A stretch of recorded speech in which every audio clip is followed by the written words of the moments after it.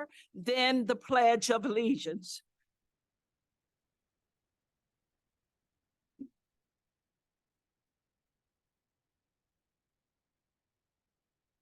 Pledge allegiance. I pledge allegiance to the flag of the United States of America and to the republic for which it stands, one nation, under God, indivisible, with liberty and justice for all. You may be seated. Clerk Pittman, could you please call the roll? Excuse. Councilman Palmer. Here. Councilman Ashby. Here. Councilman Lipka. Here. Mayor Jones. Here. A quorum is present. I move that Bill 7262, Bill 7263, Bill 7264, and Bill 7265 be tabled for a work session in non-compliance of the charter, which is section 3.11.5, and it reads legislation procedure. It states every bill introduced shall be filed with the city clerk and posted in a public place 3 days prior to its first reading and shall remain on file in the clerk's office for public inspection until it is finally adopted or fails of passage. In addition to that, we have not heard from the staff on the bills that was previous mentioned. Is there a second? Open for discussion. Councilman Blake.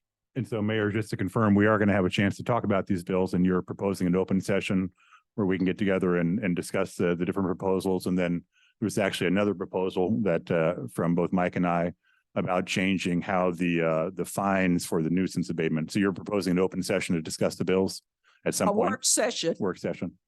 Okay. Thank you. Councilwoman Lipka.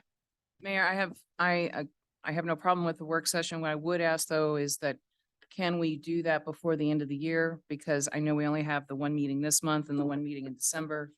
So I would like to see us move with a new sense of urgency that we haven't done in the past to work on these things and let it be the catalyst of us having a sense of urgency on everything going forward. City Manager, do you have a date? I have a date, but we work out a date. I know Thanksgiving's next week. We can potentially do it at the end of November or beginning of December, and that would be before the next council meeting, which is on the 14th. Or Yeah, the first week in December sounds good. Yeah. potentially look at either the 5th or the 7th. And Thursday.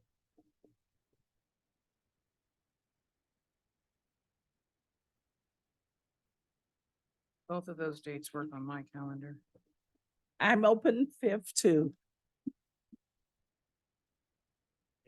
And I guess the time would be the only thing if you want to do it 5:30 or 6. People, 5:30, 6 o'clock. Okay, 6 o'clock. Okay. We're ready to vote. All in favor? Okay. Anything else? December the 6th, 6 o'clock, 6th or 5th? I thought we said 5th. It's December 7th. 5th, 6 o'clock.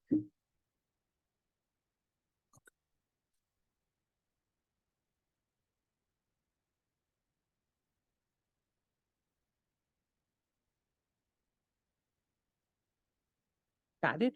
All in favor? Aye. Aye. Any opposed?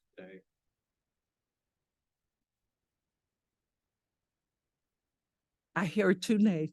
Let me back up the vote. City Clerk, could you please call the roll? Mayor Jones.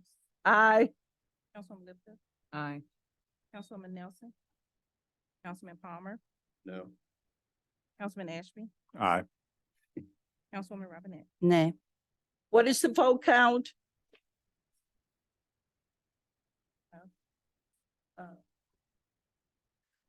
Motion carries. We'll have a work session December the 5th at 6:00 PM. Mayor, may I ask another question?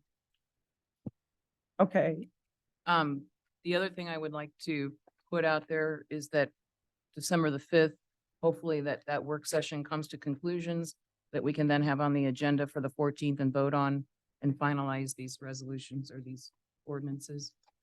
Okay. okay. The next item on the agenda for tonight is public comments. We ask that when you come to the podium, could you please speak up, speak clearly, state your name and address.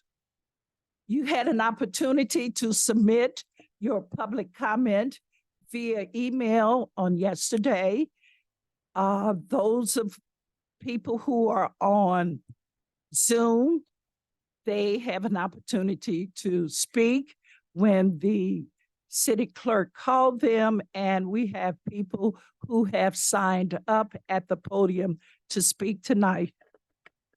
City clerk, do we have anyone for public comments tonight? Yes, we have quite a few today.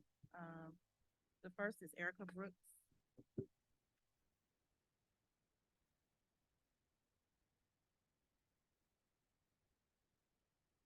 Good evening. I want to first give an update about South Day. There's still progress going on. I was down South Day today and I saw them putting down the reflectors as far as the directions where the speed reduction bumps are at. And so that was, like I said, progress that was done. And also the pictures that were put down for the bike trail, bike route. So those are two good things that I saw as I was driving down the street. And then also I was going to talk a little bit about the bills that you all talked about tabling as far as some things to consider when it comes to people being taxed, the people that are business owners. I think that there should be some kind of clause, some kind of middle clause that protects the business owner's license when the property owner is not in compliance with what's going on. It should not be something where the actual business owner is, being punished because the property owner is not in compliance. I think that they should have some kind of a situation where, is there some kind of notification well in advance before the business owner have to, go through a situation where they're possibly out of business because that property owner is not in compliance? There's some time limit, how much time do they have to even, figure out if they're gonna even be in the building, but there shouldn't, all of this situation should not be in one package where the owner is causing the business person to have to suffer from their actions. Why can't the city take up ownership of their a deed or whatever it is of that building for the time or duration it takes in order to get that stuff in compliance, even if it comes down to another business person maybe buying the building and them keeping their license as well. But no way should they lose their license. That's just something that I was thinking about. I said, wow, they got this stuff all wrapped up to where both people are suffering. The owner for not doing their business. It's the same thing when you got a home, you got a renter. Yeah, they might be evicted, but the person that own the home, yeah, they're gonna suffer. They have to either pay the taxes or lose the home, somebody else buy it. And they get, the person that's renting have some kind of time limit to be able to move or do whatever they're gonna do, or just be there when the new homeowner get there. But I think there should be a clause to kind of separate it too, so that the different people that are progressing and bringing business to Ferguson can stay in Ferguson and not have to worry about going to another building, getting some more occupancy permits and,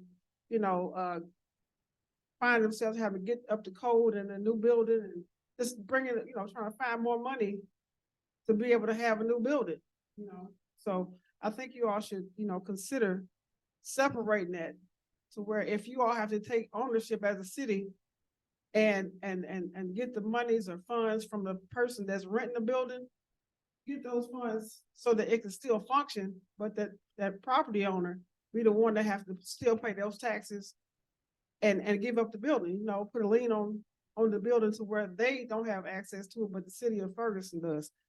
And that's just my suggestion. All right, thank you. Thank you, Ms. Brooks.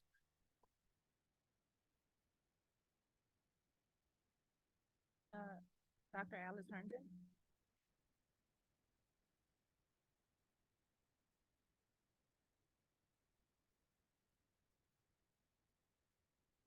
Good evening, Alice Herndon, owner of Onyx Business and Print Center, and also the Vice President of Ferguson Special Business District.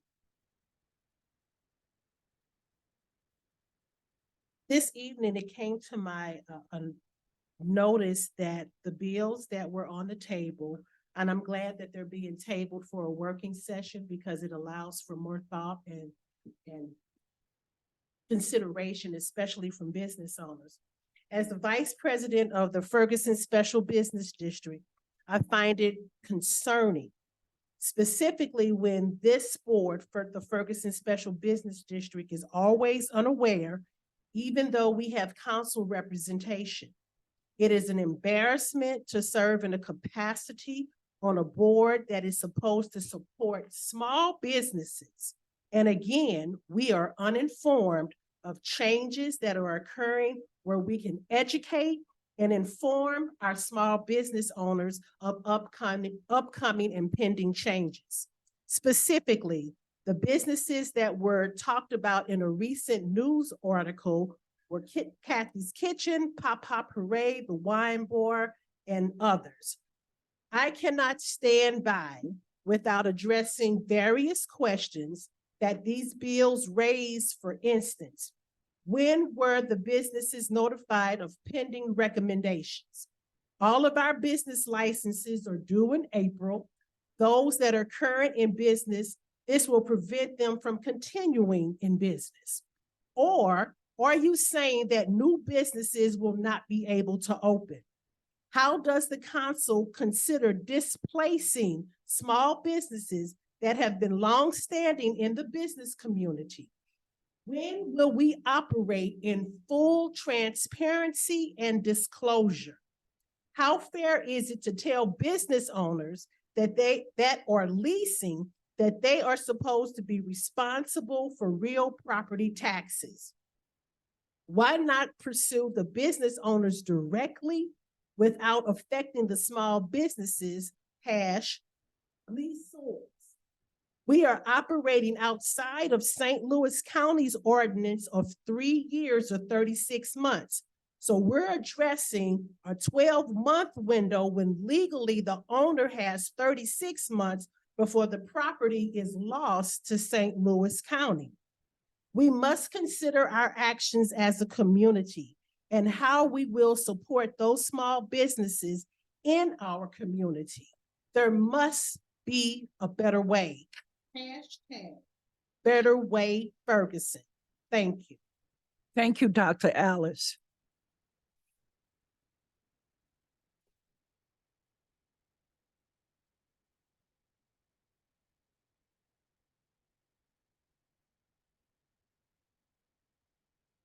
Hello, I'm Micah Jenkins. I'm Kathy's daughter from Kathy's Kitchen. So I wanted to talk about the same bill. I think it's very odd to try to put the property tax not being paid by the property owner on small businesses. I feel like a lot of small businesses are gonna end up closing or be harmed from that decision. And I feel like you could kind of turn around and say like, oh, we could try to go after and try to buy these properties. But I remember so many years ago, my parents tried to do that and owners wouldn't sell to us. So it kind of feels like a bit of a slap in the face. I'm not gonna lie. Like, I don't know. I feel like it's a better way that could be handled and dealt with. Like, if you're trying to get your money, I don't think squeezing it out of every small business around here is the way to get it. And I feel like it's gonna be a lot of small businesses that won't be able to remain open. Just kind of going about it that way. So that's it. Thank you, Ms. Jenkins.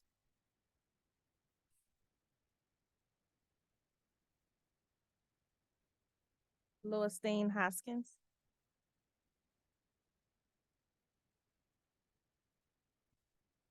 Ms. Hoskins from 4 Honey Law, and I was here during the last meeting.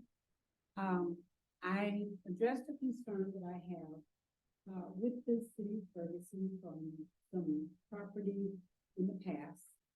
I have tried to get in touch with John Hampton and our mayor, Jones. Nobody will return my call. Nobody would get in touch with me. So from here, I tried the Attorney General's office, and they told me that my complaint was with the city of Ferguson. That's where I had to start. So it's gotten to the point now that I'm gonna contact the news media because I want an investigation to why my property was taken away from me when FEMA paid for it. And you won't address it, you won't address me, you won't give me any reasons, you won't talk to me, you won't call me back. The only way I can talk to you is come here, because I wouldn't have to be here tonight had you called me back or tried to get in touch with me about this issue. So there's something fishy there, there's something illegal that have been done here. And I'm gonna get answers if I have to go back to the Department of Justice. Thank you, Ms.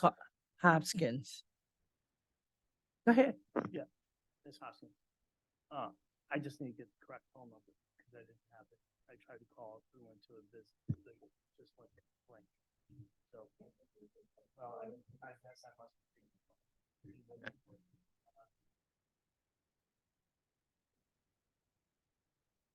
Sorry. Maxine Palmer.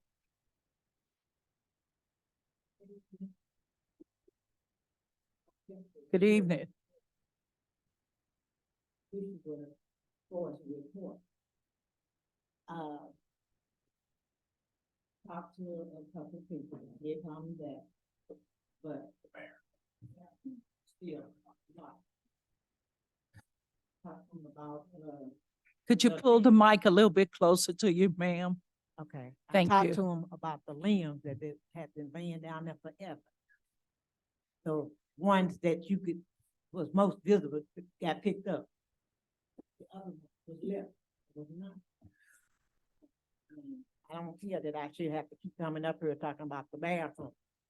You know, I mean, people walk around in the court, they have to use the bathroom, but the door is locked. They got kids out there playing sports. They can't use the bathroom because it's locked. And then there's one that all boarded up. I mean, how many times do I have to come up here and address this issue? I mean, it might not be important to some people, but it's important to me. Especially when I be walking around out there.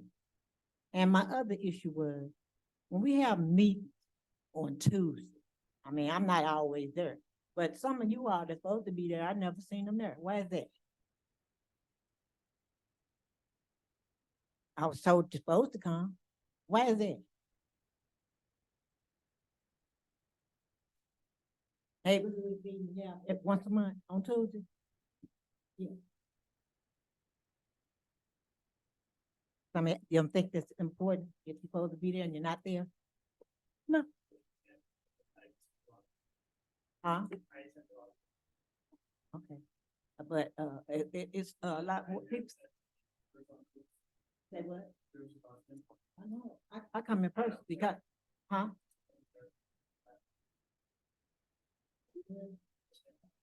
I was there 2 minutes ago. Did you see me there?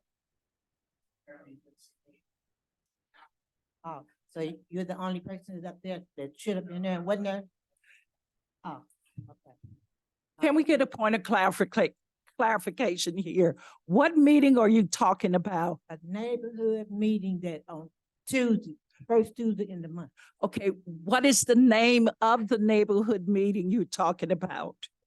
Going to be at the church right there. Are you talking about the Forestwood meeting? Is that not correct? Is that the Forestwood meeting? Yes, it is. John Stevens. Don Stevens is the chairperson. She's at every meeting. I didn't I'm say, at every meeting. I and saw some of you all of y'all wasn't there. I was at the last one. I know this young lady was there, right here. The other young lady was sitting on the end before when I came here, she was there. So there's no other people that's supposed to be there and not there. Thank you. Thank you. Nick Kassoff.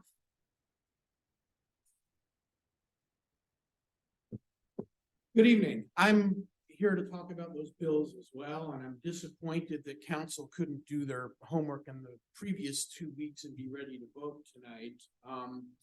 As I understood at the last meeting, Councilor Palmer gave those bills to the city clerk a week in advance of the meeting, so it was a timely filing. But getting into the specifics of it, we know this is a good bill for one thing because it's already working. Good news for the folks at Kathy's Kitchen and Midwest Wine Bar. When your landlord heard that the city was going to require them to pay their taxes, they went and paid their taxes. They owed more than $18,000 in back taxes, and they went and paid it after that bill was filed.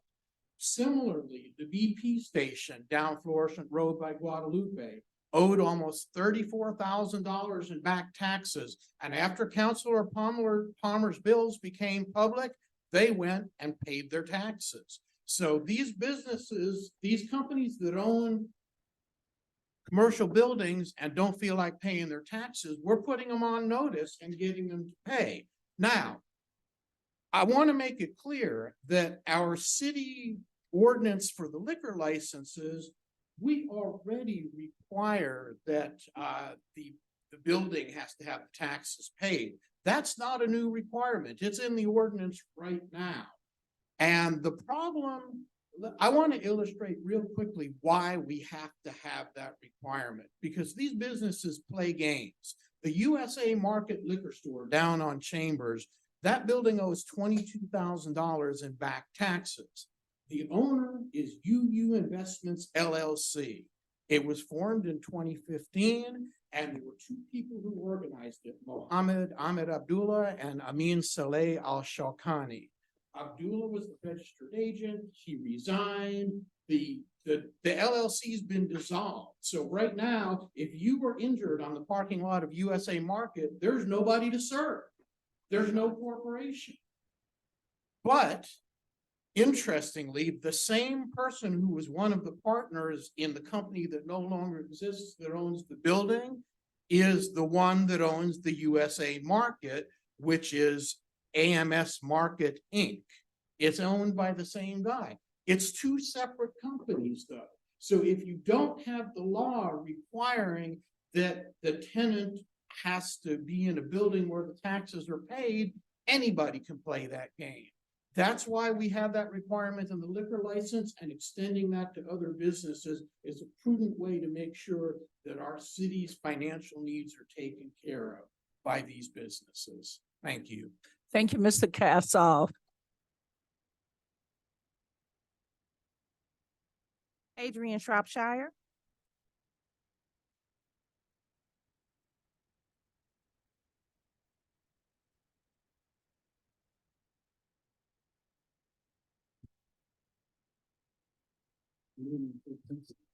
Good evening.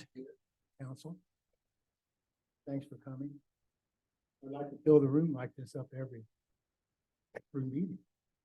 Let's don't, I'm going to use some of my time to talk about, let's don't wait till it affects you to come to the meeting. We need to build a house. Things go on, and then sometimes you might not know what it is. And for 23 years, and you know, it happened at the city council. So all the citizens come back. Speaking to the mic, Mr. Shropshire. In city government. That is great. My neighborhood, my street. I'm a proud homeowner at 709 Forest Avenue. I appreciate, as it was told to me, the hellhole that was there, and it was bad. But I require, as a citizen, and my knowledge lets me know what is required. My street contract self-protection, dust protection, street cleaning. That is standard industry practice to all legitimate contractors.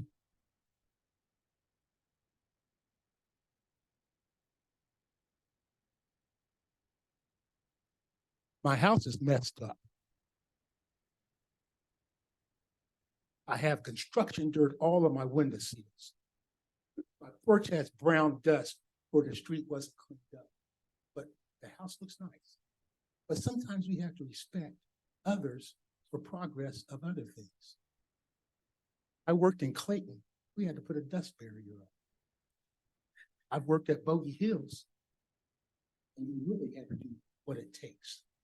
I know this is Ferguson, but our citizens, we require that. And I require one more thing. My name is Mr. Adrian Shropshire.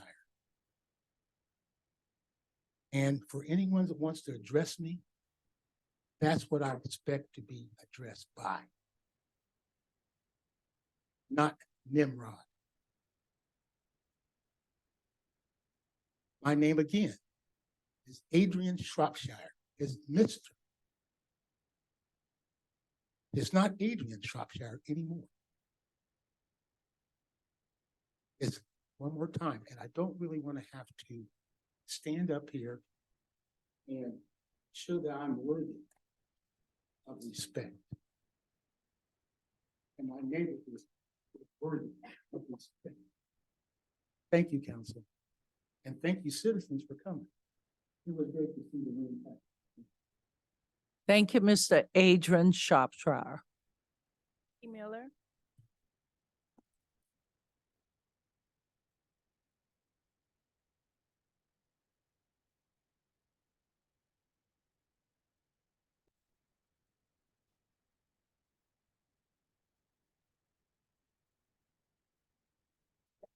Or two. Good evening. I'm presenting tonight on behalf of Proud, people reaching out for unity and diversity. First, Proud and Ferguson Public Library are jointly hosting a community dialogue on the importance of social connectedness.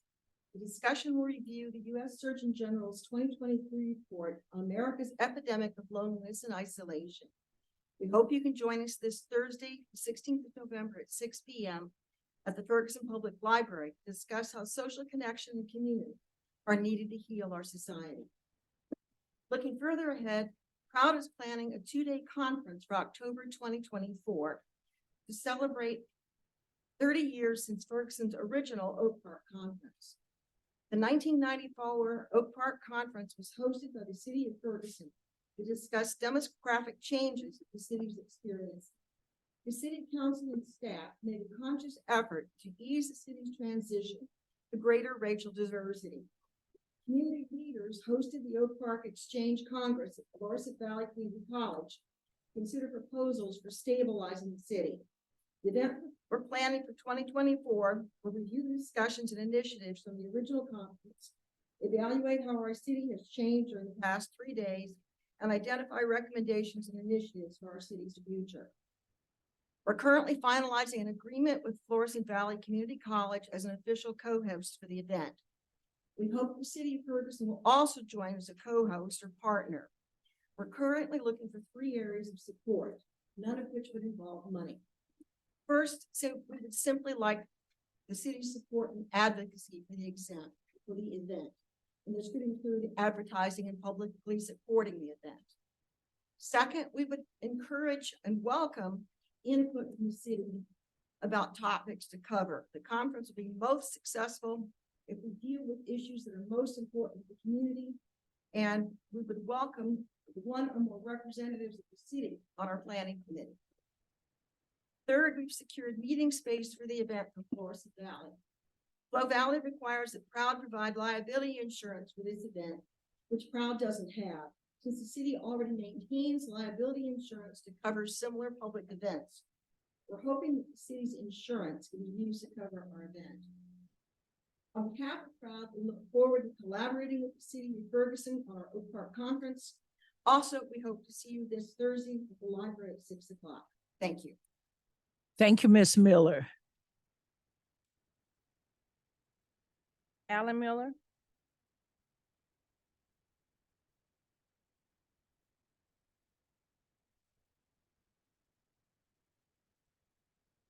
Good evening.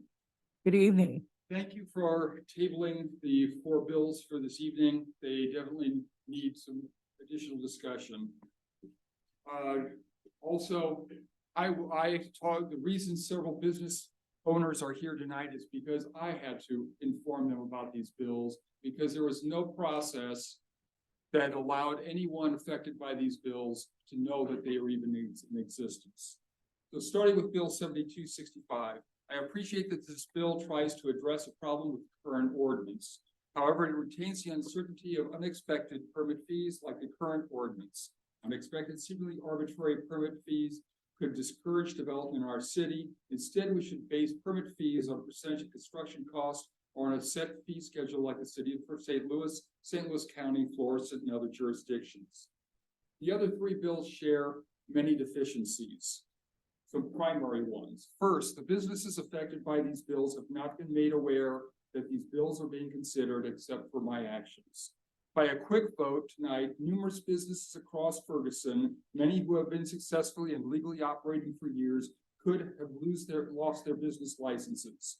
Many at no fault of their own could be forced to close, lose their inventories, lose their dreams, lose their livelihoods, and suffer the repercussions of these effects. This could be considered a violation of the 5th Amendment's protection against deprivation of property without due process. In addition, the bills predominantly affect Black-owned businesses. These bills open the city to potential lawsuits. Next, these bills do not indicate a full understanding of the repercussions of the issues. The bills are written so generally that they will create a lot of unintended consequences and harm. Besides the used car dealerships, are you really trying to put Dave Hukin and other body shops out of business? Next, these bills also appear to violate standard contract law. Whether or not they have been successful, they still are not legal because without the business owner's knowledge, the bills 7262 and 7263 force a new contractual agreement between property owners and tenants that neither has agreed to. These bills modify and therefore violate pre-existing lease agreements. Further, the bills are unworkable. Tenants cannot be responsible for the financial liabilities of an unrelated entity. Even if the bills pass legal muster, there is no way that the tenants of a building with multiple occupancies can determine their share of someone else's tax liability. Lastly, depriving property owners of rents is unlikely to motivate them to pay their property taxes. Well, evidently it has.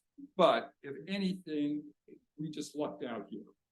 It will reduce normally the building owner's income and making it more likely that they will default on their taxes.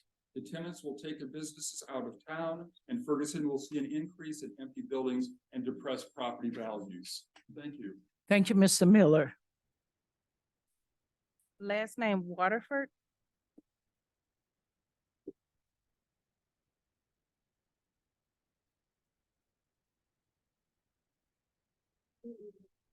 Rita Waterford with Midwest Wine Bar, and was here about the bills also.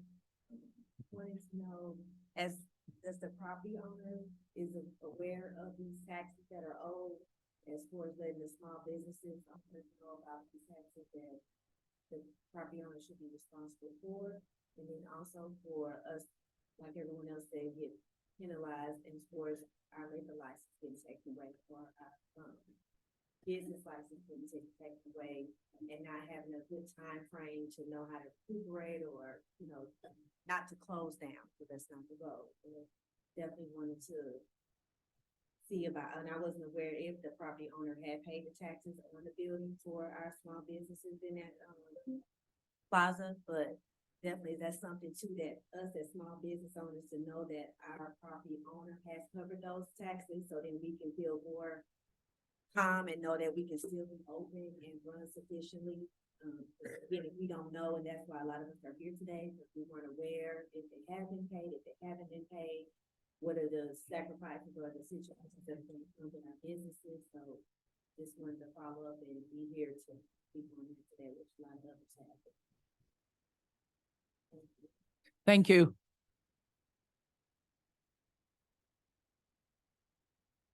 Laverne Mitchell.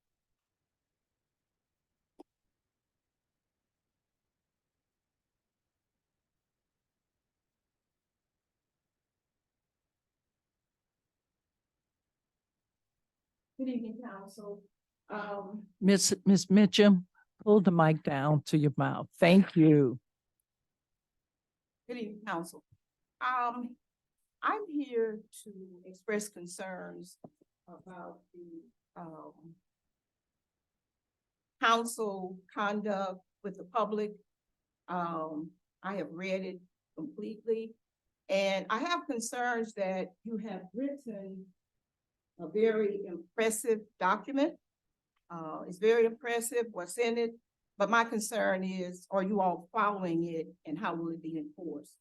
One of the things that it starts with under council conduct with the public, making the public feel welcome is an important part of the democratic process. No signs of partiality, prejudice, or disrespect should be evident on the part of an individual council member toward individuals participating in the public forum. Every effort should be made to be fair and impartial in listening to public testimony. Be welcoming to speakers, treat them with care and gentleness. Speaking in front of council can be a difficult experience for some people. Some issues council undertake may affect people's daily lives, their homes. Some decisions are emotional. The way the council treats people during public hearings can do a lot to make them relax or to push their emotions to a higher level of intensity. I come before you with this document. When I was on the council, I remember we talked about doing codes of conduct for council people. This was 2017. We never really got it done. But I was glad to see this was passed April 20th, 2021. And when I look at some of the points under here, says council people should not have personal attacks of any kind under any circumstances. Council members should be aware of their body language, their tone, their voice, as well as the words they use and appear to be intimidating and aggressive. So I want to kind of just put this in a nutshell because I see my time is going. If we are going to be a city that moves forward, that shows it cares about its people. Now, what I've heard tonight, there are citizens feeling like, you all dissed me. I don't know what's going on. I'm being treated like I don't matter. When you did this code of conduct, when you did this, all I'm asking is follow it and enforce it. Follow it and enforce it. Because some of you have done some of the very things that it said you shouldn't do. I saw some of it tonight. Thank you, Ms. Mitchum. The last one we have online, and that's Cassandra Butler. Hi, good evening, council and fellow Ferguson residents. I guess the first thing I want to say is I agree with Mr. Allen said about the bills and the impact on the community, and particularly the business community. And I also want to say that the bills were pretty restrictive, unnecessarily. They're more restrictive than the county. And they don't really reflect a very friendly business environment. So if we're trying to recruit businesses to our area, And we have recruited some in there, but it seems like now we're ready to punish them instead of, if we have issues like this, it seems like we would be problem solving and seeing how we could work with them to resolve the issue in a better way than punishing them. And so that all goes, and let me also say the disrespect that was shown the Ferguson Business Council is something that the city really, really, really needs to back up and think about. Because I know in prior years, before we had maybe a Black president of the Ferguson Business Council, it usually was the Ferguson Business Council that maybe made bills, and they were friendly to them. So to have these 4 bills that the business chambers was not even consulted is very alarming. And lastly, I want to say also that my other mantra, conflicts of interest matters. It matters. And this is a perfect instance. So it may be not self-interested that these bills were put on the council by Councilman Palmer, but he owns a considerable amount of property on Florissant Road. So maybe, maybe that's not what it's about, but maybe it's a way of making it harder for other businesses so they would have to sell the property to him. It's better to, and that's why I have urged him to do your business, be a businessman, but it's not mandatory for you to be on the council. And it's not a good look to be on the council and make policies that hurt other businesses and may possibly advantage you. So lastly, I just want to say conflict of interest looks matter. Thank you. Thank you, Ms. Butler.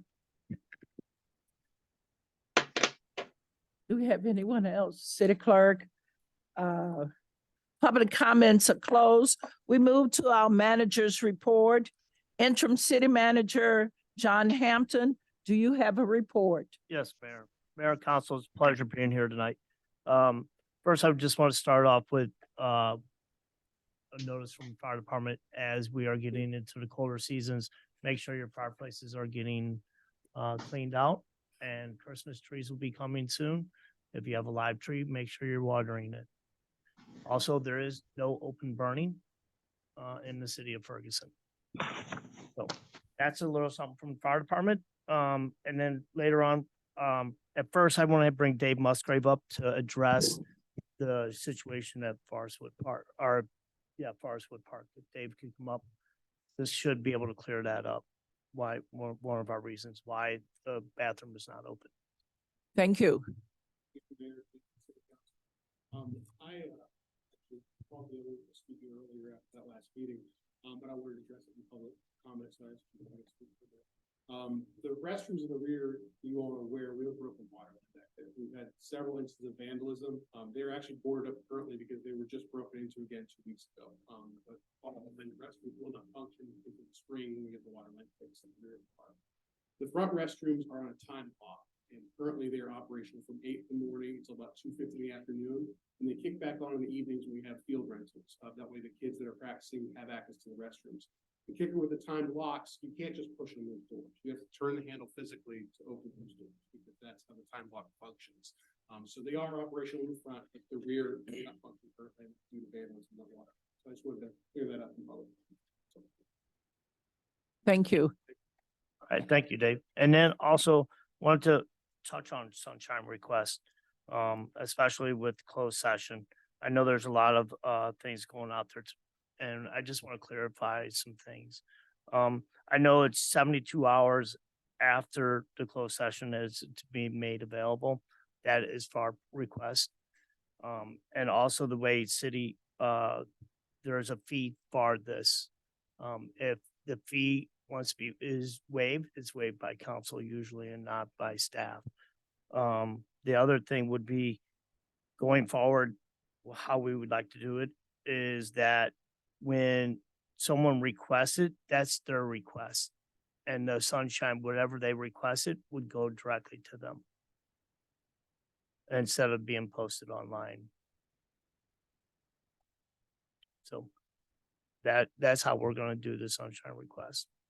So, if anybody has any questions, I'd be happy to answer any of those. Councilwoman Lipka. So just for some clarification, so what you're saying is minutes from closed session meetings can be made available 72 hours after the meeting is concluded by sunshine request? Correct. Okay, so it's not going to be posted? Correct. Okay, and then what part is legally required, maybe this is for you, Apollo, to be posted or allowed in a request of a closed session? What goes into the minutes? Okay, oh, what goes into? Yeah, Oh. thanks, Blake. So it just depends on what reason you're having the closed session, right? Okay, So if you go down the sunshine law, 610-021 or 020, if for whatever reason you call the closed session, it sort of tells you, hey, listen, you know, you can talk about this, but then either the final vote, sometimes it's the final vote and how, you know, who voted what. Sometimes it's the result. If it's a contract, sometimes it's the final contract. okay. So it just depends on for what reason you actually have the closed session. And then so you know, the language kind of tells you what needs to go in there. Councilman, Ashby.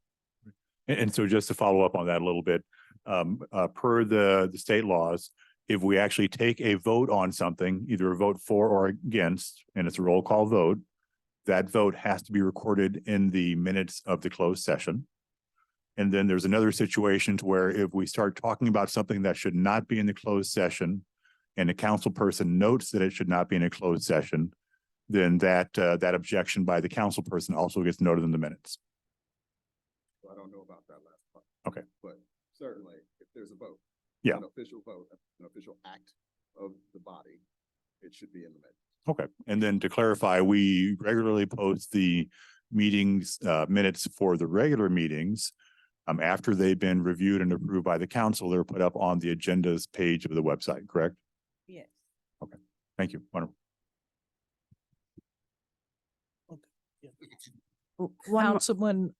Councilwoman Robinette. Thank you, Mayor. So what you're saying is if somebody makes a sunshine request, then that's not, like, we just don't post that somewhere. And so if somebody else wants the same information, they have to pay for it and it just keeps going out to an individual. Is that what the gist of that is? I mean, it's no difference than the other sunshine request. If I get a sunshine request for, say, a fire report, right? And then the insurance company comes and wants to shun, the same report, they are charged the same amount. Yes, ma'am. Councilman Palmer. I'm curious, is there a particular reason why we couldn't publish the simple minutes from the special closed meetings? Because all it's going to have is roll call votes in it. I mean, what is there a particular reason why we're not being as transparent as we can by publishing all those minutes? So my understanding, we have a closed session for a closed session, right? There's work that we do back there. The votes, I understand, are to be, you know, sunshine requested. We would be one of the only cities that would do this practice as well. So, you know, that's how we are. Councilwoman. So when you say we're one of the only cities, are you saying we're one of the only cities that require sunshine requests, or when we would be one of the only cities that would openly post roll call votes without anybody asking for it? Correct. Just, okay. But I would also throw out on the table that Ferguson likes to be the first at a lot of things. So, I personally I guess I don't really have a problem with it. I'll go with what is going to work for everybody, but I don't have a problem with those things being posted. Yeah, I just think there's a lot of confusion out there and a lot of things, and Yeah. trying to clear things up. If we want to go about it different later on, then that's something we can do. But for right now, I think this is how we should proceed. Councilman Ashby. Well, and it's worth noting that anything that happens in a closed session that involves money or people does eventually get reported out in open session, right? We're not doing business in secret. We're having negotiations and conversations in secret. But once there's a resolution that actually touches the city checkbook, it always gets reported in open session. Right? Councilman Palmer. I just want to go on the record saying that I'm not opposed to publishing it, closed session minutes without making somebody sunshine request them. That's my personal opinion. So thank you. Anything else? City manager. Yes, at this point in time, I'd like to bring Chief Doyle up for his report.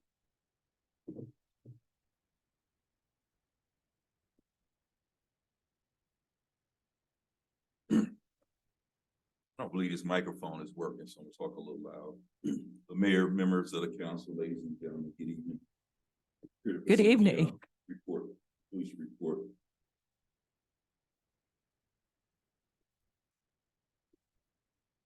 So first slide here, we're talking about staffing. In short, right now, we're currently about 64% staff for the police department. That's counting all positions. I'll talk a little bit more about that here shortly. As far as part one crimes, as you can see, the most significant stat that stands out is the rate. We have 2 compared to this time last year, which puts us up 66%. However, when you add all the part one crimes together, the city is actually down 11% as far as part one crimes for the year.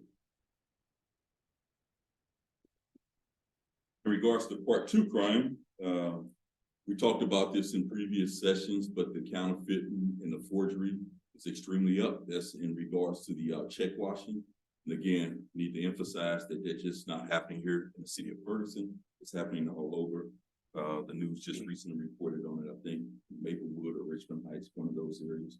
But we're up 825% in that particular category, which raises our part two crimes up for the year 12%.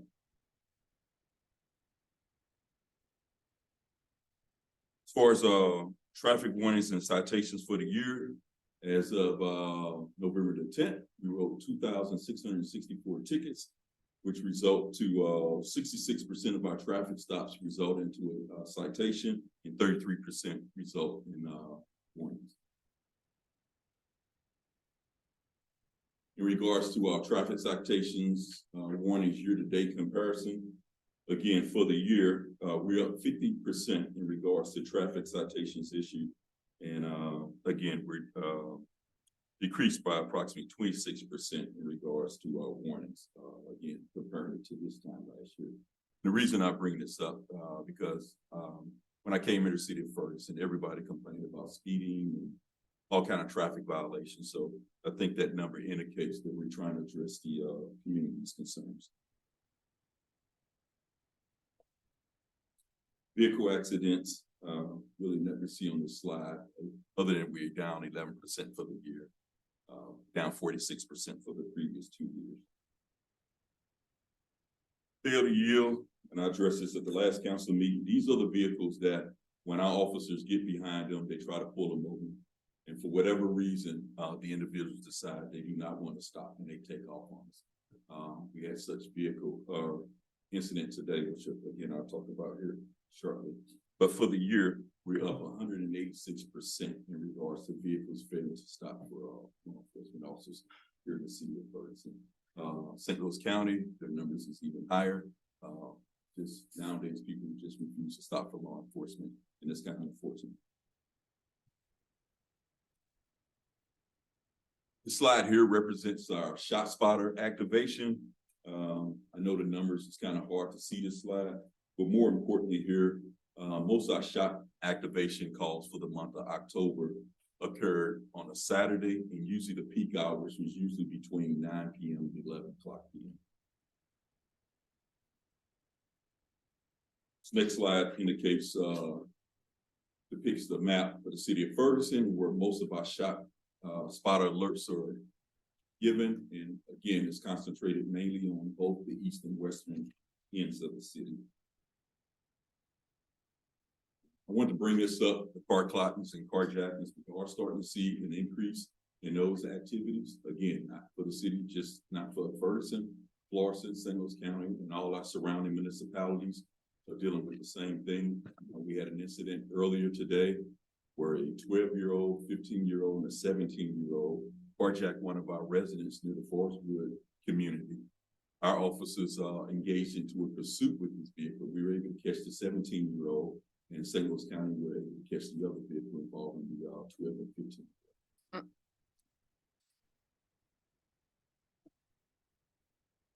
Also want to highlight too, last week we were able to hire 2 new experienced officers to the police department. Andre Spraggins on your left up there came from the Bell Fountain Police Department.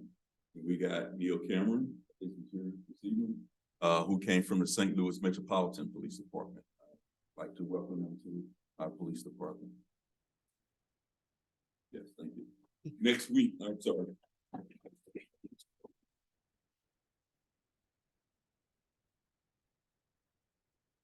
Next Wednesday, or not next Wednesday, tomorrow actually, we're doing a swearing in with another experienced officer, Scott Woodridge. Scott Woodridge was a Ferguson police officer who left, went to go work for St. Louis County, got out of police work for like a year or so.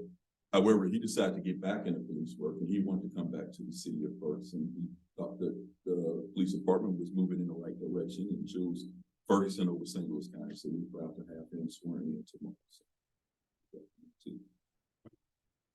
Other than that, Mayor, City Council, this is my report for the city. Yeah, Chief, with the, can you go into like safety with cars with, now everybody doing their windows in the morning, let the cars run?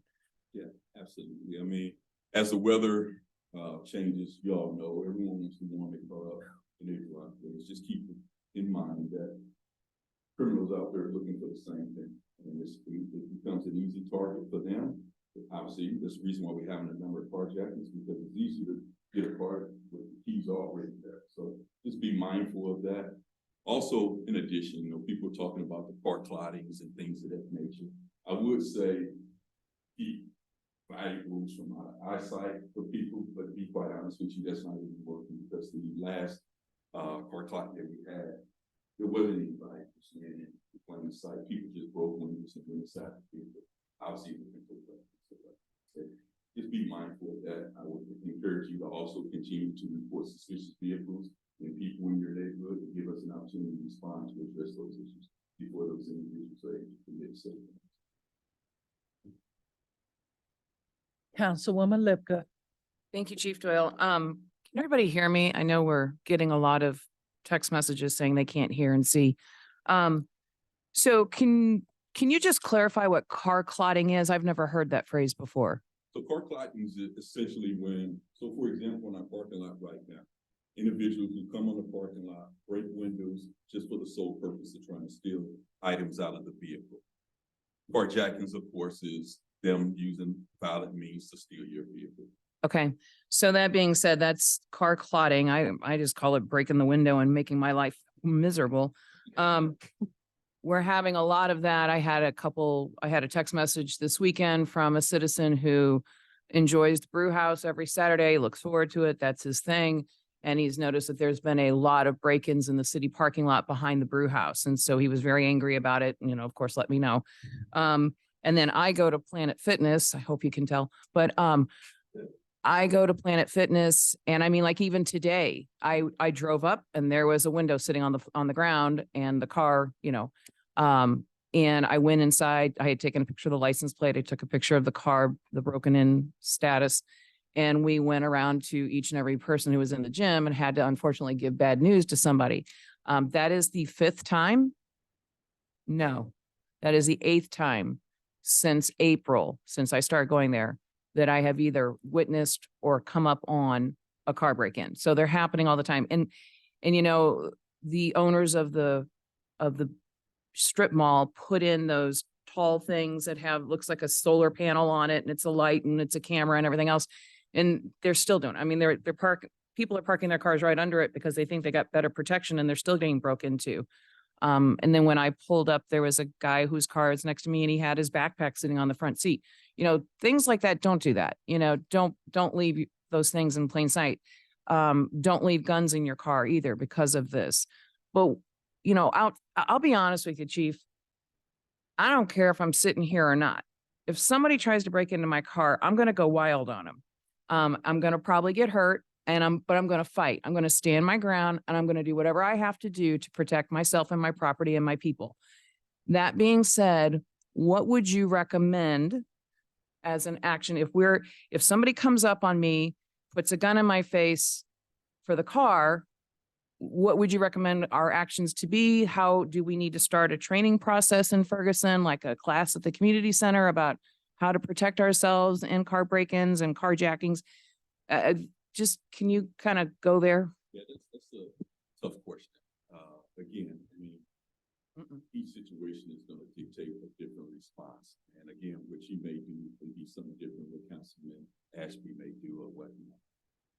The advice that I can give you is that, again, whenever you come across these situations, especially when you walk into your car, I always tell people, go with their gut feeling. If you coming out of, just say Walmart, you walk into a car and you just don't feel right, go with your gut feeling. Again, give us a call, give us an opportunity to respond, just to check whatever it is that you feel that's not right, and give us an opportunity to address it before you engage. Because one of the things, and I truly recognize your passion with, you know, want to protect yourself, but one of the things we don't want is you get hurt.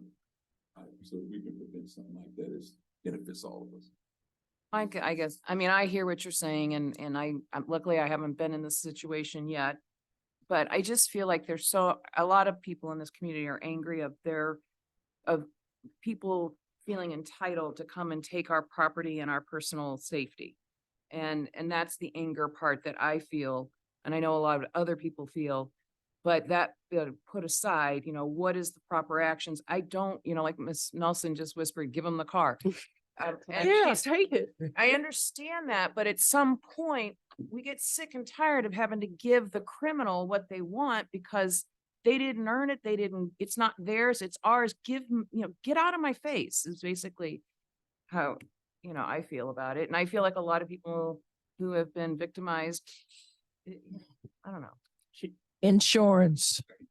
Tell you that I can guarantee you won't find a police chief in the region that is more frustrated than I am in regards to this type of activity. Right. As of this morning, we authorized our officers to chase these people that did this carjacking because it was important that we catch these individuals because they came to our town, to our community, and terrorized our residents. Right. So it's important to have a community to the future. And I think that that message has to continue to get out to the general public. You come here to the city of Ferguson, we're going to do everything in our God-given power to arrest those who cause harm to our residents. I think that's probably what I wanted to hear or needed to hear because the word you just used is the word I couldn't put my finger on, but you're right. I'm tired of people being terrorized or being fearful of being terrorized. So thank you. Councilman Blake. Chief, can you give us an update on the flock camera system and then also any progress on or any thought of moving toward like a digital watch like they're doing in Florissant where the residents can upload video camera? Yeah, so we're a little bit ways away from the residential portion of it. However, we did have a Zoom meeting with Flock today. Actually, my command staff went through some training on how to put in information to get our things up and going. Before you think we're very tired from before implementation.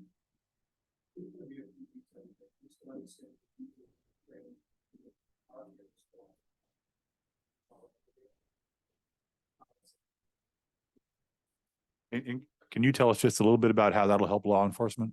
Yeah, so for example, just like this morning, with the carjacking, with the flock cameras, we were able to call out to the St. Louis County Rig Center, and they were able to pick the car up at a different location. So, make a long story short, whenever we have a crime in our city, but having these different cameras around the city, we'll be able to hopefully be able to obtain the vehicle description and, more importantly, a license plate or a description of the vehicle involved to, enhance our chances of capturing these individuals.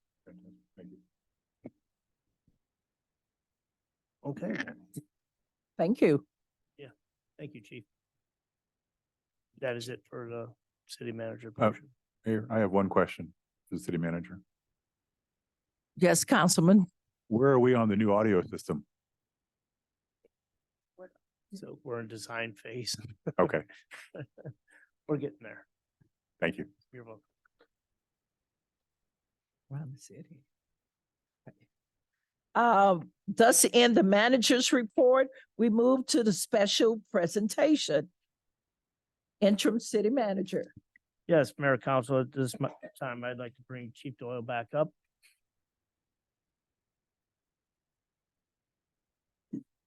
Mayor, members of the council, ladies and gentlemen. Every now and then, we get a resident or two that decides to perform a kind act for our city. And this evening, I want to recognize such an act. A couple months ago, we had two of our own residents here, Ava and Matthew, stand up. Decided to put together a lemonade stand. Oh, With great. the sole purpose of raising funds for our K-9 unit for the people. I want to take this opportunity this evening to recognize them for their efforts. And ask them to come up for after something with a flag and a blue flag. It was really good lemonade, by the way. I had a lot.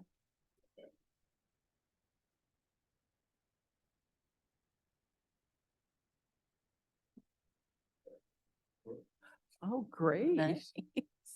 That's really nice. Yeah. Thank you, guys.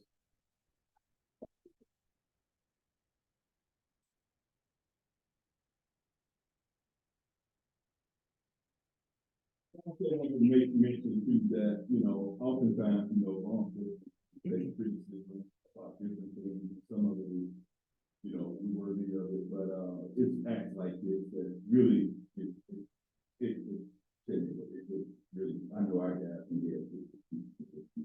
We appreciate that. Chief, can we get some pictures of you with the officers? And is the K-9 unit here? Yeah, right there. There he is. Oh,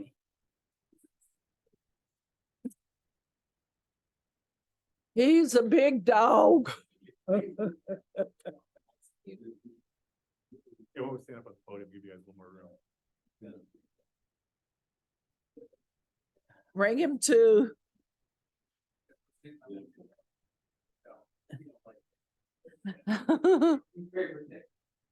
Oh, okay. Oh, he's mild mannered too. Okay. Oh my goodness. All righty.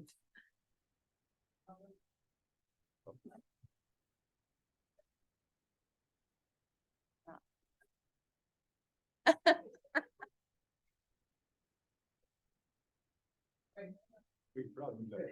Yeah.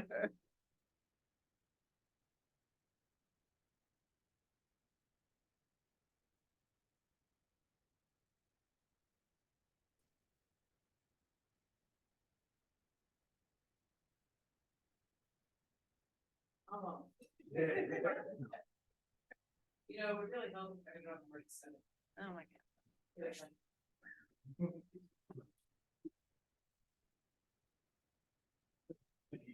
All right.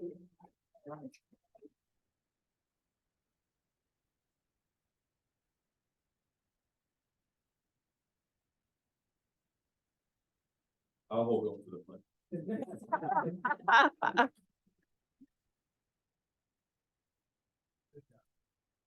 All right. Young people still caring. That's it. Okay. Okay. That's fine. Okay. That's it. All right. Thus in the special presentation. We don't have a public hearing for tonight. We'll move to our consent agenda. the city council meeting minutes, the regular meeting minutes, 10/10/23, 10/24/23, and special meeting minutes, 8/17/23 and 8/23/23. I request a motion and a second to approve the minutes. So move, Linda Lepka. All in favor? Aye. Any opposed? Ayes have it. The minutes are approved. We move to our boards and commission meeting minutes. We have civilian review board minutes from 10/2/23. I request a motion and a second to receive and file the minutes. Motion Blake Ashby. Is there a second? All in favor? Aye. Any opposed? Ayes have it. We have one appointment tonight for the Civilian Review Board, and it is a council appointment. It is Azaria Nui L. Minis.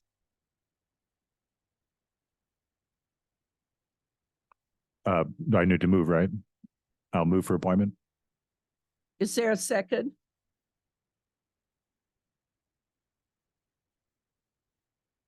I didn't hear. Okay, all in favor? Aye. Any opposed? Ayes have it.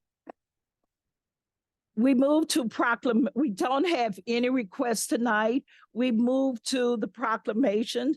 We have one from 2023 Zycan Family Award winner, whereas Bob and Holly Manick are longtime citizens of North County, St. Louis.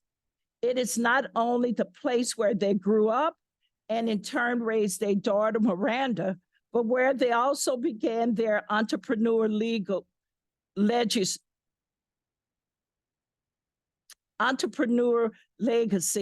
And whereas the Manick first operated a landscaping and lawn care business, true to their spirit, they were known to service the yards of those in need without cause. And whereas Bob and Holly dreamed to open a barbecue business, and in 2017, that dream became true to the open of Man Meats. With little earning and no formal training, they purchased an unused school bus and converted it into a food truck, drawing crowds from far and wide. And whereas Bob and Holly has always asserted benevolent characteristics, Man Meats has donated over $150,000 within the community.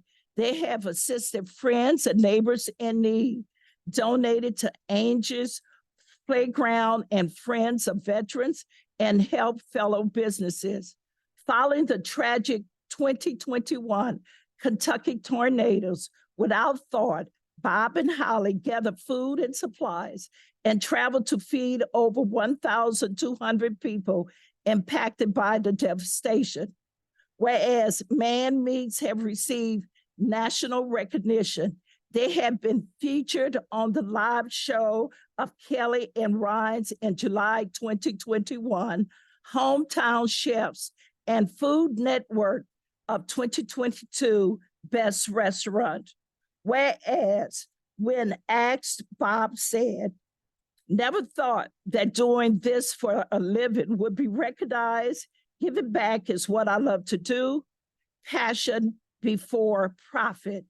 Now, therefore, I, Ella Jones, Mayor of the City of Ferguson, and on behalf of the Ferguson City Council, and along with citizens, do hereby congratulate Bob and Holly Manick on being selected to receive the 2023 Zycan Family Legacy Award." Give them a hand.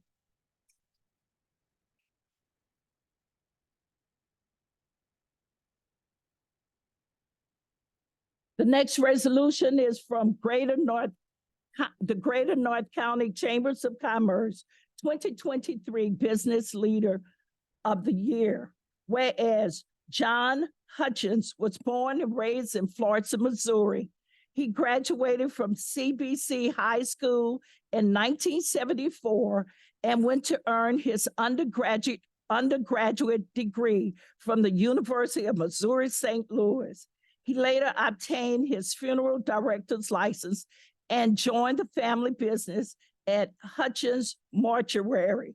And whereas Hutchins is synonymous with great family history and has had an imprint on North County families for generations, the late Gene Hutchins founded Hutchins Mortuary with his wife, Rosemary, in 1955. Continuing his parents' legacy, John served as the owner and president, and whereas for over 40 years, John has helped grieving families in North County. He has comforted them in their most vulnerable times and has stepped in as a family for those grieving alone. And whereas as greatly exhibit his passion is to assist families in North County, exemplifying community leadership. Therefore, I, Ella Jones, Mayor of the City of Ferguson, along with the City Council and the citizens of Ferguson, do hereby congratulate John Hutchins on being selected as the Greater North County Chamber of Commerce Person of the Year of 2023. Give him a hand.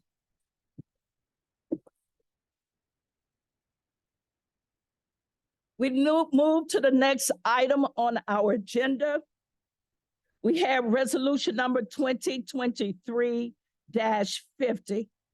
Without objection, we are introduced by council members present. Hear none, Attorney Carey, could you please read the resolution?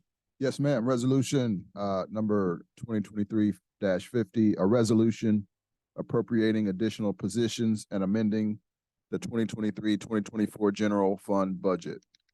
Interim City Manager Hampton, could you please explain? Yes, Mayor Council, this will be for Deputy City Clerk, and she'll be upstairs working in the general area outside the offices there. Councilman Blake. And Chief, just to confirm, this is going to be a shared resource. This person will be picking up some work for you as well. I'm requesting a motion and a second for approval. Motion, Blake Ashby.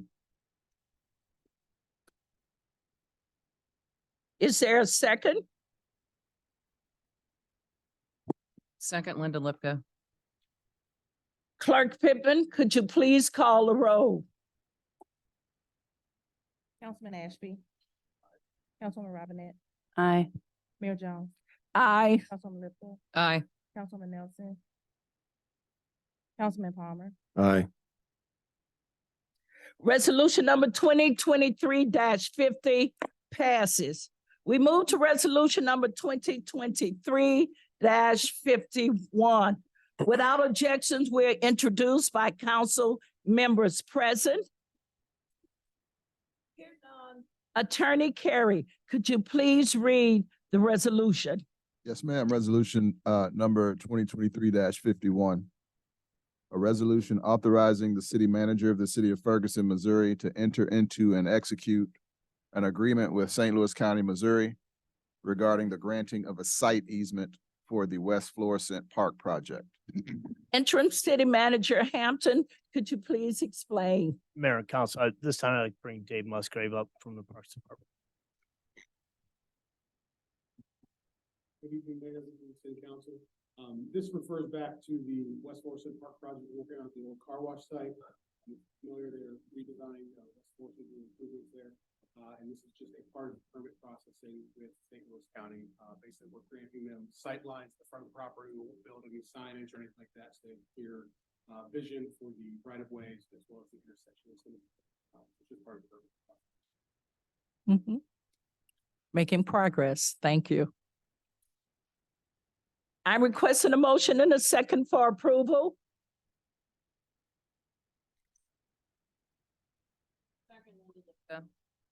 Clerk Pittman, could you please call the roll? Councilwoman Nelson. I'm sorry, Councilwoman Nelson. Palmer. Aye. Councilman Ashby. Aye. Councilwoman Robinette. Aye. Mayor Jones. Aye. Councilwoman Lipton. Aye. Resolution number 2023-51 passes. We don't have any bills requiring the first reading. We move to the unfinished business. We don't have any bills for second reading. Tabled the second reading. Yes, we did. We move to the next item on the agenda, which is unfinished business. We have the economic development sales tax. This is on the agenda because several citizens are asking about when the economic development sales tax commission is going to meet again. And right now, Rachel St. Pierre is still in the process of getting that department together. So, city manager. Yes, Mayor, Council. As you know, Rachel started in May. So obviously we need a little bit of time to get her, bearings on what her department looks like, what the needs are, and how we're going forward. And this will be a priority as soon as she can get to it. Okay. I know that we talked a little bit today, we talked a little bit last week. We're concentrating on getting that whole department moved down from over there. Things are gonna change and we're gonna have better streamline of communication. I know this isn't all about EDST there, but she has, like, code enforcement was never under her. So now code is under her. So we did a lot of changing and so it's only been May. So we're looking, 5 months right now? So I just think we will have this in a little bit more time. Thank you. You're welcome. Thank you. Any other unfinished business? We move unfinished business closed. We move to new business. Madam Mayor, Councilman Palmer. I'd like to take this chance to bring some context to the tabled bills this evening to the council and to the public, since most of the people in the public likely won't attend the December 5th meeting work session. Bill 7263, which relates to the regulation and issuance of liquor licenses. In no way is this adding any fees or any additional burden to the business owner who has a liquor license. The current ordinance already requires that the building taxes be paid if you rent or if you own. It's already in the ordinance. The only change that was proposed was to task the checking of those taxes being paid with the city clerk. And then furthermore, if the taxes are not paid, it gives due process to the person who has not paid their taxes by tasking the city clerk with providing a notice to the building owner and the business owner within 3 days of the application for liquor license being issued. This in no way prohibits the business any more than it already does. Bill 7262 relative to the regulation of business licenses. This simply adds the same language that is currently in the liquor license to the business license. So it treats the business license owner in the same fair and equitable manner that the liquor license holder is treated. So if my opinion is, if we're going to get rid of being tax current for business license owners who rent or lease buildings or own, we should get rid of that requirement for the liquor licenses, right? You out of order, sir. And that brings me to the construction costs, the permit fees for buildings. Alan Mueller said that we should mirror the situation that is done in Florissant or St. Louis County. We already do. This ordinance change simply says the city, they already charge $1.50, $1.50 for every $1,000 for the project. This simply says the city should use those funds from the project to pay the plan review should the city use a third party. In the current state, if you were to do a $10 million project in Ferguson, your building permit fee would be $15,000. And on top of that, you would pay $40 per inspection. If the city were to use an engineer to review that project, which they would now because we don't have the staff to review it, if the engineer came back with the $15,000 bill for the review, you would pay that too. This actually opens the door to further development, does not hinder it more. This simply says if the city retains third party to review the plans, the city should use the fee that is associated with the cost of the project to pay that person first, and any surplus in the plan review is on the applicant for the permit. Bill number 7264, which relates to automobiles being stored that do not function. This bill specifically targets, we're not trying to have salvage yards in Ferguson. It gives a person who owns a car repair business 2 weeks to fix the car or have it towed or have it moved. It also says that you can't park cars 4 inches apart from each other, which we've seen happen. There are properties that probably should have 10 cars on them that have 40 cars on them. You have to move 10 cars to get 1 car out. I don't think the spirit of the ordinance now is that. And also, I don't attend the Forestwood Neighborhood Association meeting on the first Tuesday of the month because I'm currently the liaison for the Ferguson Neighborhood Improvement Program, which also meets at the same time. Thank you, Mr. Palmer. Any other new business? Mayor. Councilman Blake. Just briefly, I'm hoping with the working session, we can also talk about the change that that Councilman Palmer talked about, which was allowing the city to add the nuisance abatement fees to the actual tax bill. So I'm hoping we can bring that up in the work session also. Yeah, that was in my mailbox. Okay. Any other new business? New business closed. We move to miscellaneous. Councilman Palmer. I have nothing tonight. Thank you. Thank you. Councilman Ashby. Yeah, I'm running for election. You can't do that over the dais. I take that back. You can't say that over the dais. Okay. You retracted it. Thank you. Anything else, Councilman Ashby? Councilwoman Robinette? I have nothing this evening. Councilwoman Lipka? I just want to wish everybody a happy Thanksgiving and stay safe. And that's all I have. Councilwoman Nelson? Interim City Manager Hampton? Yes, Mayor, Council. Next week, as everybody knows, is Thanksgiving. We will be closed Thursday, Friday, as well. And then hope everybody has a nice Thanksgiving. Oh, and one last thing, Fire should win Guns and Hoses this year. So Yeah. We'll see we'll see about how that. police hold up. Mayor, may I go backwards for just a quick minute? Councilwoman Lipka? Just wanted to remind everybody that the Ferguson Business District hosts the Christmas tree lighting. And that is going to be on Sunday. Alice, I'm looking at you. Sunday, the 26th from 5:30 to 7:30. And there will be face painting and all kinds of fun things. So please take an opportunity to welcome in the holiday season with your Ferguson family and watch the Christmas tree get lit. Thank you. Clerk Pittman? Yes, just a reminder, the nominating petitions for the April 2nd election are available. Filing opens on December 5th. With the changes in our council meeting, the next council meeting is now going to be December the 12th. And lastly, FYI will have its next meeting. They're changing their meeting dates due to the youth schedules. And so the meeting is going to actually be held tomorrow. When do the nominating petitions have to be turned in? Are those December 5th? No, so filing is open December 5th through December 26th. So the last date to submit it is going to be December 26th. December 26th. Anything else, Clerk Pittman? Attorney Carey? I just would like to say thank you to Interim City Manager Chief Hampton and Public Works for the parking lots. They look good. They look good. I don't have to figure where the line is. They're a stripe. So thank you so much.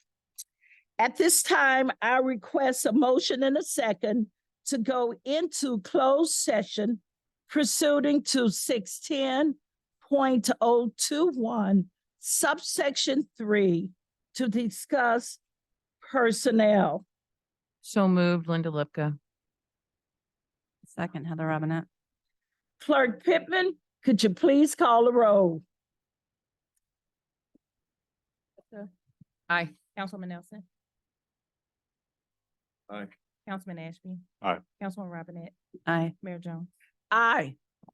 We are now in closed session and would like to say good night to everyone. Enjoy your Thanksgiving and don't eat too much turkey. Have a good night.